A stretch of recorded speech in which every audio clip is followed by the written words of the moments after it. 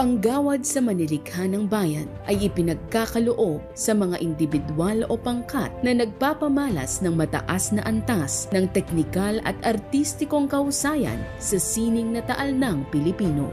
Nilikha ang gawad ang Batas Republika 7355 at ipinatutupad ng Pambansang Komisyon para sa Kultura at mga Sining.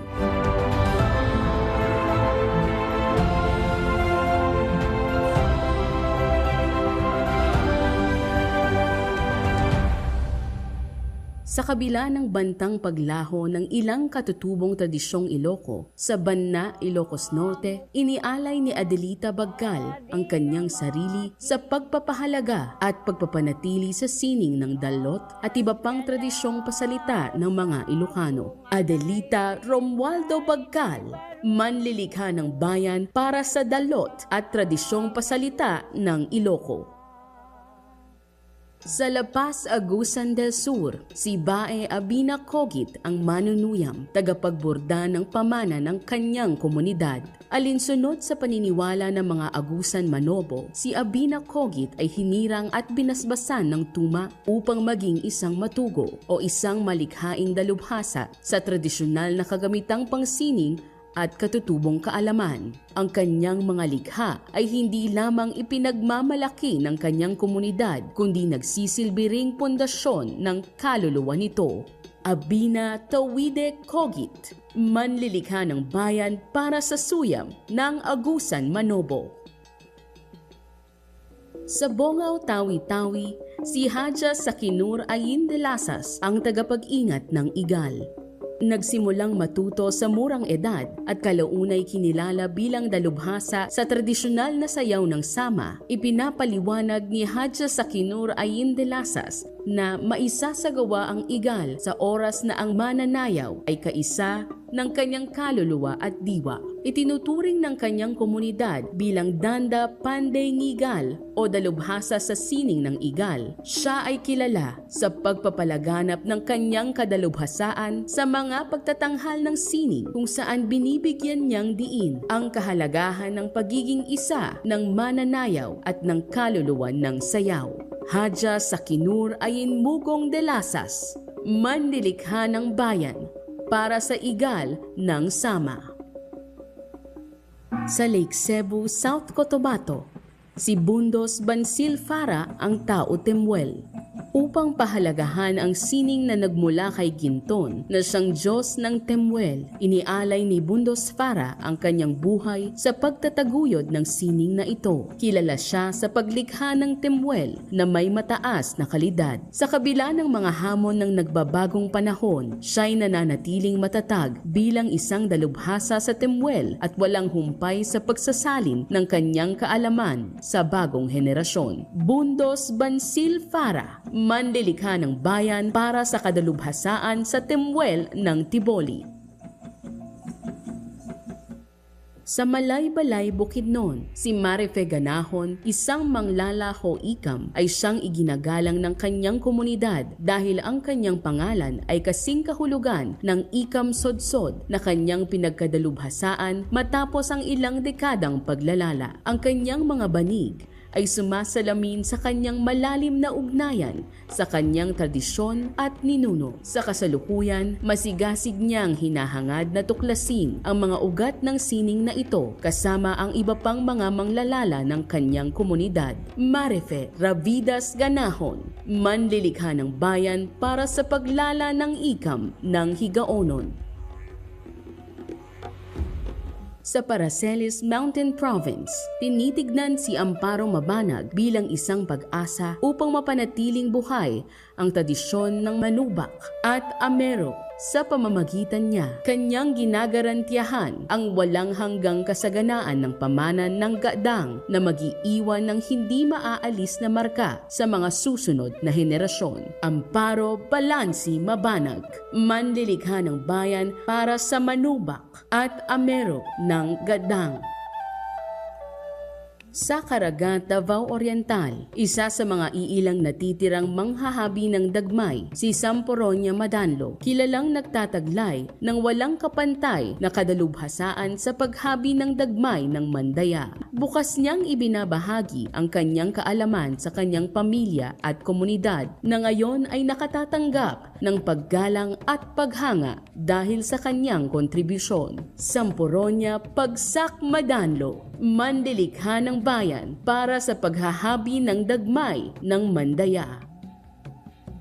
Sa Lake Cebu, South Cotabato, si Barbara Ofong ay patuloy na lumilikha ng tinalak na may pinakamataas na kalidad sa loob ng kalahating taon. Ang kanyang kahangahangang kaalaman at kahusayan sa paghahabi ay kasama sa kanyang malalim na pag-uugat sa kanilang lupang sinilangan kung saan naninirahan ang mga espiritu ng kalikasan na siyang gumagabay sa kanila kasama ang mga henerasyon ng mga manghahabi sa mga lumipas na panahon.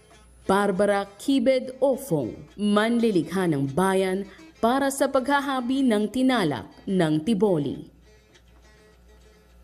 Mula sa angkan ng mga datu at boy sa Lake Cebu, South Cotabato, si Rosie Sula ay higit na malapit sa tradisyong pasalita ng Tiboli gaya ng lingon halolok, ang pinakamataas na anyo ng paawit na pagpapahayag ng Tiboli. Kinilala bilang Boi Lemingon dahil sa kanyang mahusay na pag-awit ng epiko ni Tudbulul. Siya ay hindi lamang nakatanggap ng paggalang mula sa akademya, kundi ipinagmamalaki lalo na ng kanyang komunidad. Rosie Godwino Sula, manlilikha ng bayan para sa tagulaylay ng Tiboli. Maraming sa kanilang salamat mga po. kamay, tinig at puso, nananatiling buhay ang ating kultura. Sila ang ating mga manlilikha ng bayan.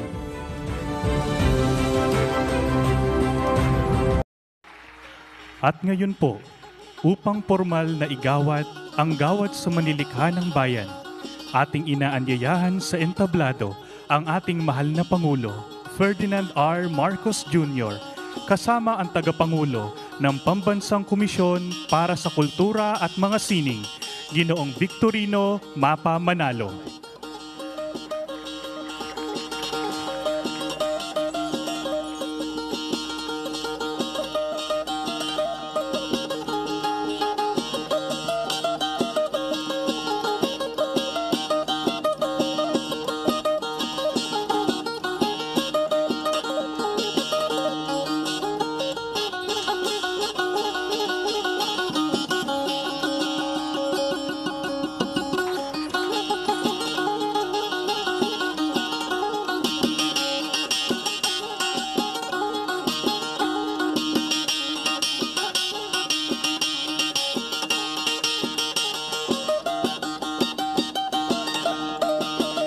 Adelita Romualdo Bagcal, mula sa Bana, Ilocos Norte.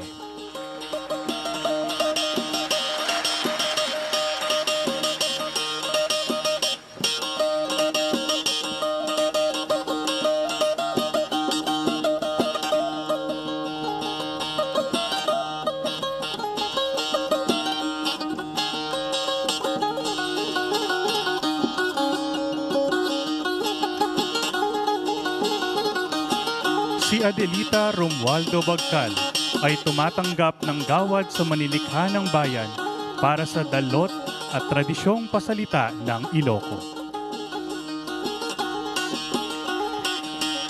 Maraming salamat po.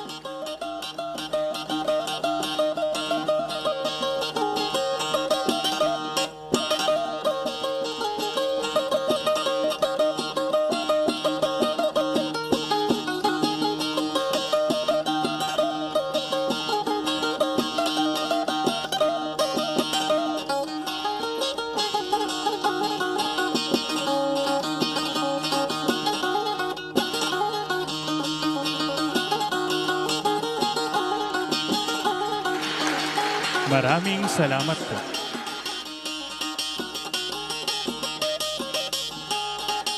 Abina Tawide Kogit, mula sa La Paz, Agusan del Sur.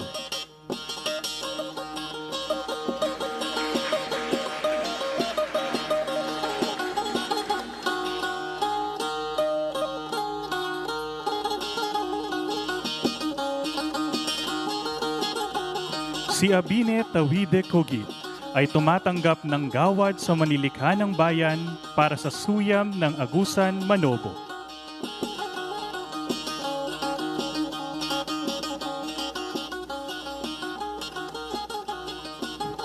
Maraming salamat po.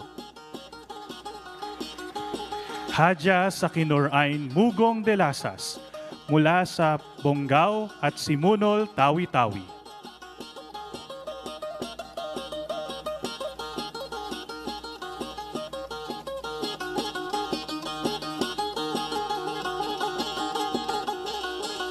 Si Hadja Sakinor Ain Mugong de Lasas ay tumatanggap ng gawad sa manilikha ng bayan para sa igal ng Sama.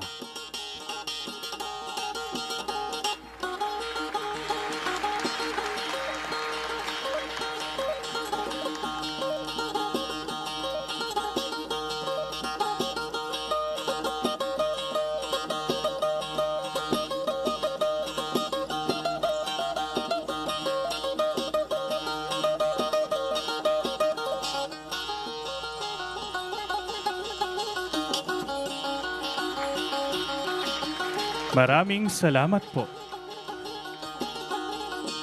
Bundos Bansil Fara mula sa Lake Cebu, South Cotabato.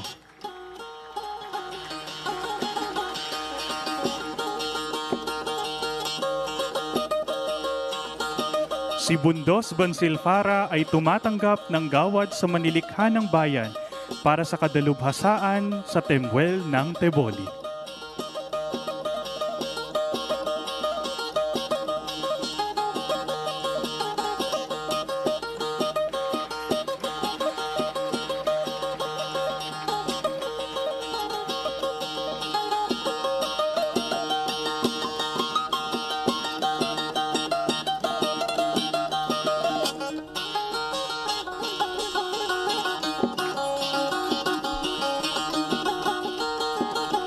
Maraming salamat po.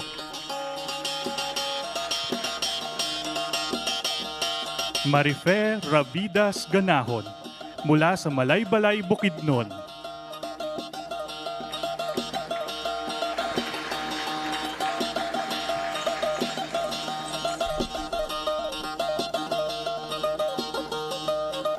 Si Marife Rabidas Ganahon ay tumatanggap ng gawad sa manilikha ng bayan para sa paglalala ng ikam ng Higaonon.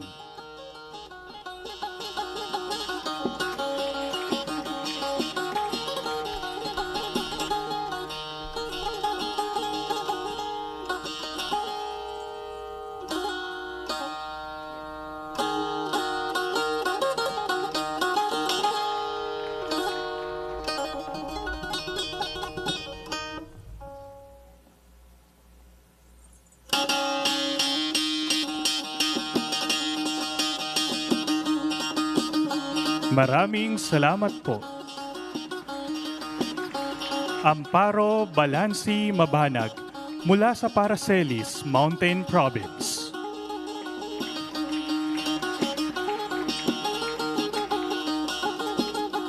Si Amparo Balansi Mabanag ay tumatanggap ng gawad sa manilikha ng bayan para sa Manubak at Ameru ng Gaddang.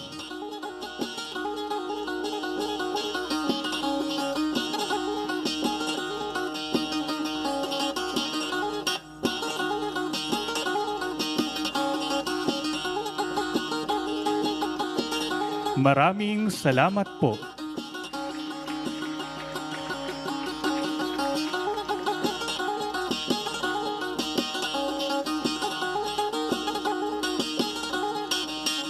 Samporonia Pagsak Madanlo mula sa Caraga, Davao Oriental.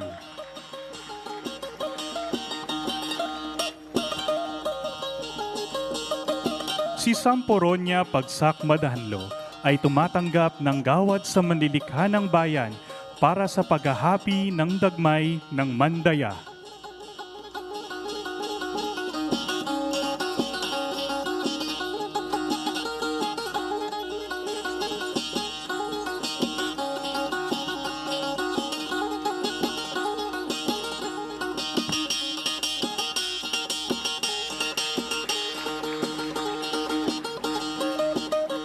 Maraming salamat po.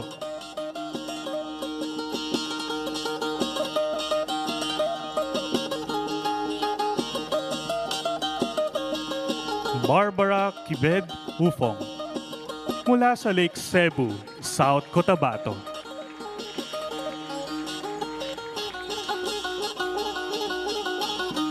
Si Barbara Kibed Ufong ay tumatanggap ng gawad sa manlilikha ng bayan para sa paghahabi ng tinalak ng Teboli.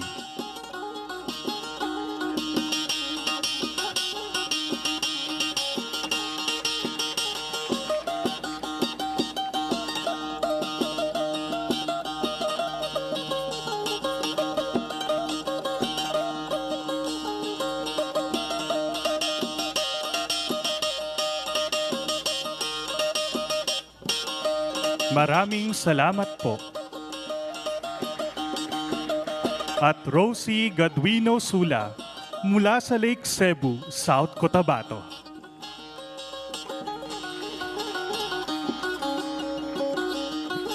Si Rosie Gadwino Sula ay tumatanggap ng gawad sa manlilikha ng bayan para sa tagulaylay ng Teboli.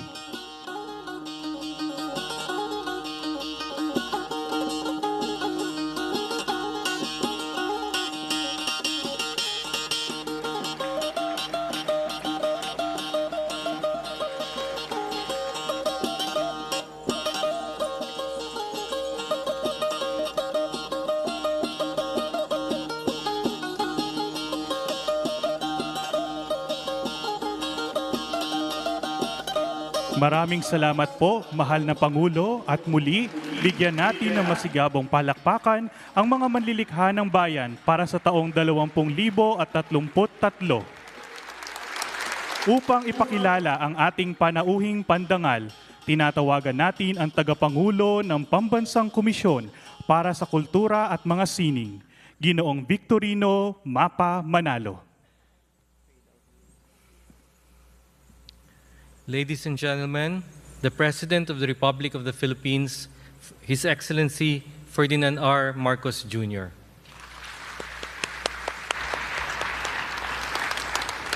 Thank you to our NCCA Chairman, Chairman Victorino Manalo.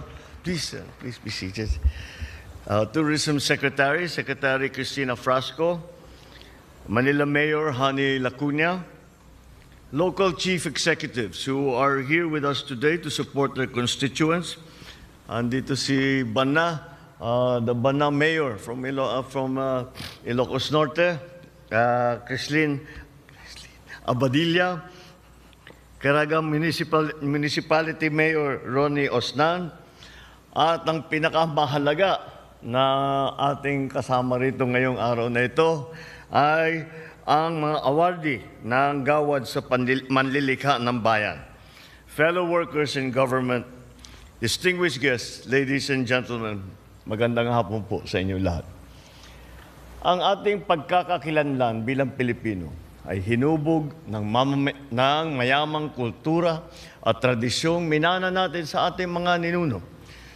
Kayamanang ating iniingatan at ipapasa sa susunod na mga henerasyon.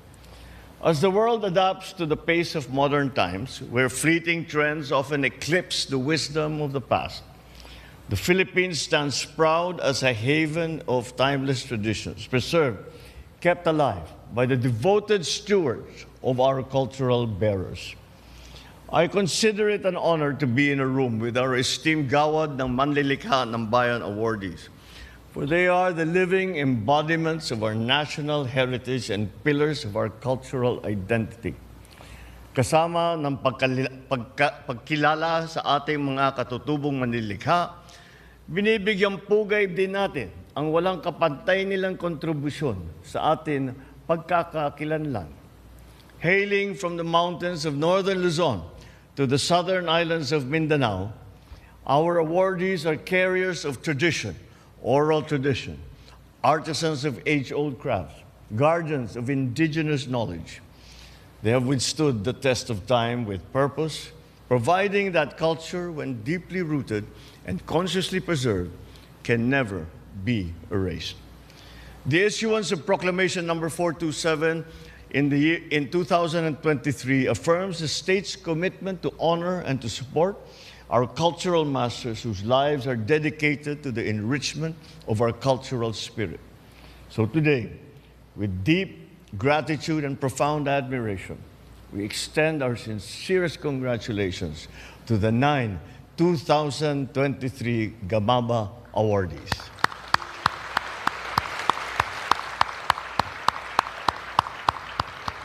Their passion and mastery of their craft, entwined with their community's distinct cultures and values, have earned them this rightful recognition to be among the country's finest traditional artists. For their profound oral tradition and chanting, we honor Miss Adelita Bagcal of Ilocos Norte and Miss Rosie Sula of South Cotabato. It is through their voices that the stories of our people continue to echo across generations. We celebrate Miss Abina Coguit of Agusan del Sur and Miss Amparo Mabanag of Mountain Province for their exquisite work in embroidery and beadwork. Their hands bring to life patterns that speak of spirituality, of our identity, and certainly of beauty. In the delicate art of mat and textile weaving, we are grateful to have Miss Marife Ganahon of Bukidnon, Miss Samporonia Madanlo of Davao Oriental, and Miss Barbara Ofong of Southern Cotabato. Using locally grown and sourced materials, they weave intricate patterns where every thread and every strand conveys vibrant stories of their communities and of their history. In the expressive art of dance, we are graced by Miss Haja Sakinurain de Lasas of Tawi-Tawi. Through every move, she embodies the soul, grace, and strength of her people. And for the enduring art of brass casting, we recognize Mr. Bundus Farah of South Cotabato. His work reminds us that with fire, metal, and patience, he molds more than just mere objects. He forges a continuing cultural identity. Ladies and gentlemen, our awardees serve as a guiding light towards a future where tradition and progress must coexist. May today's ceremony serve as a powerful reminder of our collective duty to protect, preserve, and to pass on the cultural treasures entrusted to us. Sa ating mga manlilikha ng bayan, maraming salamat po sa pagtuturo ng kahalagahan ng ating katutubong kultura. Sa gitna ng makabagong mundo, kayo ang tinig ng ating pinagmulan. Be assured that this administration, through the National Commission for Culture and the Arts, will continue to champion traditional arts, indigenous knowledge, and cultural sustainability. Kasabay ng pangakong ito ay panawagan ko sa lahat ng Pilipino, lalong-lalo na sa ating mga kabataan. Kilalanin natin at ipagmalaki natin ang sariling atin. Support the continuation of the priceless legacies that have been passed on to us by our cultural masters. It is our civic duty to keep these traditions alive, for within them lie our voice, our strength, and the very essence of our identity. Isabuhay natin ang pagiging bagong Pilipino na may disiplina, mahusay, at mahal ang inang bayan. Muli, isang taus-pusong pagpupugay sa ating mga manlilikha ng bayan. Maraming salamat. Mabuhay ang kulturang Pilipino. Mabuhay ang bagong Pilipinas. Maraming salamat po, mahal na Pangulo.